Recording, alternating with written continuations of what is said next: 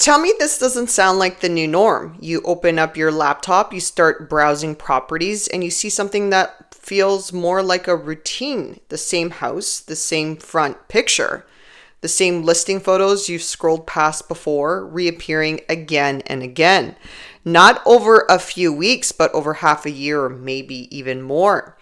And every time it returns, the price has slipped. $50,000, $100,000, sometimes more than $200,000 shaved off the original number. Not because the home changed, but because reality finally caught up to the asking price. They tried their price and the market answered back. This is what a correction looks like. It's a slow slide and it's right there in plain sight, if you're paying attention, of course. And now that we've stepped into a new month, the latest Toronto Real Estate Board numbers just dropped, and this encompasses the Greater Toronto Area. And now the data is telling two stories at the exact same time. Right now, the Canadian economy is carrying so much uncertainty that the housing market is reacting to every tiny little shift, like the employment report, interest rate announcements, even a single comment from a financial leader. All can affect the landscape. That's exactly why these market updates aren't just helpful anymore, they're actually essential. And the numbers we just got this month, they reveal a shocking new trend, and I'll explain the changes as well that I'm seeing on the ground, because these current changes create future projections.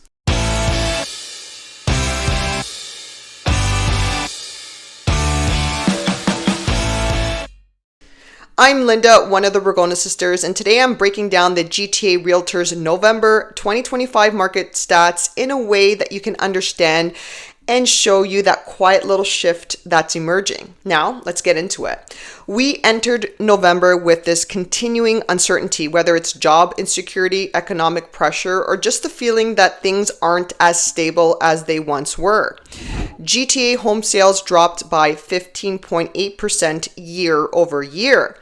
And then the average selling price is down by 6.4%. But we are seeing important behavior shifts.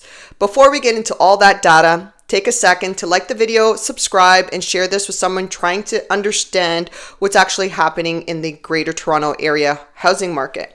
Now, the most important part of this report isn't the price. So every year around this time, we start seeing a buildup of momentum heading into the spring market. This year, it's not exactly following that trend, not because people don't want to buy, not because homes stop being desirable, but because we entered November with something even more powerful than low supply or high demand: continued uncertainty. According to the Toronto Real Estate Board, GTA Realtors reported about 5,010 home sales in November of 2025. Like I mentioned, that's down 15.8% from last year. New listings came in at 11,134. That's actually down 4% year over year. So what does this tell us? It tells us that both sides of the market, buyers and sellers, hit the brakes at the same time. Buyers waited, sellers hesitated, and the result is a quieter market that doesn't actually reflect long-term demand. It actually reflects psychology, and psychology is powerful. And just a disclaimer, for some sellers, they don't want to bother with showings during the holidays. That's always been a thing. So TREB's president said a lot of households want to buy. They're just waiting for something bigger than interest rate cuts. They're waiting for confidence in employment, for example. They're waiting for something that makes them feel safe to make a long-term financial decision. And here's what mainstream media has been telling us. November actually delivered something promising. Employment numbers are better than forecasted, and economic growth surprised us on the upside. And this one, infrastructure investments could stimulate activity.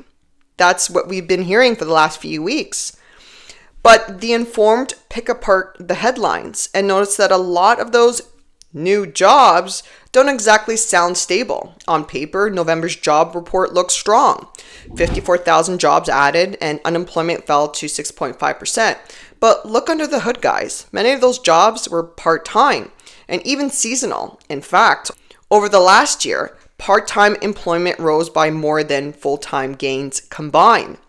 That means a big chunk of job growth came from unstable, low-hour roles, not the kind of numbers that make buyers jump off the fence and get into the market. As far as infrastructure investment, all we heard are announcements. At this point, nothing that currently delivers economic growth that Canada desperately needs right now. And when you combine that with a massive inventory of homes on the market, which buyers historically rarely get in the Greater Toronto area, you get a quiet movement that we really need to watch. Now, this is a great segue to start talking about prices because this is where everyone's eyes go first. The average selling price dropped to $1,039,458. That's down by 6.4% from last November. Here's the part most people will miss. On a seasonally adjusted basis, prices barely moved compared to the month prior in October, but the average price actually edged up. Now, I know this might sound confusing by what I just said, but I need to slow it down so you can understand exactly what I'm saying because it's very important. Last November, the average price was $1.11 million. This November, it's just under $1.04 million. That's down year over year. But seasonally adjusted, which means comparing October to November of this year, the average price edged up slightly, meaning the long-term trend is down, but the short-term movement, if this continues, some define it as stabilizing. And anytime we see a market where volume is declining but sales stay relatively stable month to month, that's a sign of underlying demand. If this stays consistent, we could see conditions changing. Not to confuse this as me saying the market is rebounding. I'm not saying that at all. We don't have powerful demand, but we have pent-up demand. Demand that's been quiet, patient, waiting for a promising signal. And if there's something we've learned over the last 5 years, is that the GTA market is not your typical real estate market. It actually moves quietly, it actually moves quickly, and when the right variables line up, it actually has a capacity to rebound quite efficiently. I'm not saying that's what's happening right now, but historically, that's how this market behaves. Now, let me tell you what I'm actually seeing on the ground, because that's also very important. Typically, in a normal real estate cycle, December tends to be one of the slowest real estate months in the year due to the holiday season. But like I said in the past, the old normal, yeah, that's in the past. That doesn't exist today. The last 2 weeks, we've seen an uptick in sales, not prices at 2022 levels, but adjusted prices. I just negotiated a deal last week, $140,000 off the asking price, and the asking price was pretty realistic. It was a house that has been on the market since May, and there was some serious seller's fatigue. The sellers just wanted to move on, and the client, or my client, got a deal. There is some smart money moving right now. I can definitely tell you that, but just remember, deals are out there, you just need to find them. We get a lot of calls from people who want to buy, but many waiting to see if prices will drop even further. It's a mixed bag out there right now. Some sellers are saying we'll list now before prices drop even further because many sellers understand that every new sale price that gets reported, that sets the bar for the rest of the homes in the area. And every area, guys, tells its own story. And there are so many sellers who are seeing an opportunity to upsize. Although they're taking a huge loss on their own home, they're scooping out a deal on the higher ticketed item. These are some of the opportunities that you actually might hear about. So let me be clear. We didn't have a spring market or a fall market. Those are the busiest markets of the year. But real estate is a necessity. And with all the talk about inflation, rates, employment, long-term affordability, it's actually making the market swing so rapidly depending on the news headlines. And now Treb's market analyst made a few comments. Canada may be weathering economic pressure better than expected was one. Trade tensions didn't hit as hard is another one. Infrastructure projects could stimulate new activity. And a more stable economic outlook could boost consumer confidence sooner than forecasted. I get it. Treb is like an optimistic psychiatrist. I get that. And they look at the bright side of a crappy hand. I don't know about you, but all I heard in those statements were maybes and could be's. Which brings us to the most overlooked line in that entire report. And I quote, "Homebuyers are currently benefiting from a well-supplied resale market. However, as this inventory is absorbed, new construction is required to fill the housing pipeline." End quote. So let me translate that, guys. Right now, buyers have choices, but this won't last unless builders replenish supply. And builders aren't building at the pace that we once had in the past because construction costs, labor shortages, materials, land values, and financing all play into that. So here's the part that people often misunderstand. When supply eventually tightens, whenever that happens, the market becomes more sensitive. And that's where objections always come in when I talk about this. I hear this all the time.